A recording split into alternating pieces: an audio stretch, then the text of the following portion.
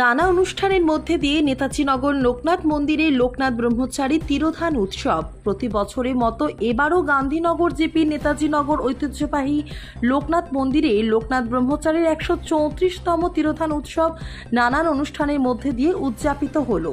এতে ছুটে আসেন দূর দূরান্তের ভক্তবৃন্দরা। দিনব্যাপী চলে পূজা অর্চনা এবং নাম কীর্তন। পরে দর্শনার্থীদের মধ্যে বিতরণ করা হয় মহাপ্রসাদ। এদিন লোকনাথ মন্দিরে এসে পুজো দিয়ে পুষ্পাঞ্জলি দেন রাতাবাড়ির বিধায়ক বিজয় মালাকার। পুজোর পর বিধায়ক ও মন্দির প্রাঙ্গণে বাকিদের সাথে মহাপ্রসাদ গ্রহণ করেন। এদিনের লোকনাথ মন্দিরের তিরোধান উৎসব অনুষ্ঠানের পুরো বিষয়বস্তু তুলে ধরেন লোকনাথ মন্দির কমিটির সদস্য আশিস রায় ও দশরথ শুক্লবৈদ্য। এছাড়া অন্যান্যদের মধ্যে উপস্থিত ছিলেন লোকনাথ মন্দির কমিটির সভাপতি টুনু দাস, সেক্রেটারি দিলীপ চক্রবর্তী।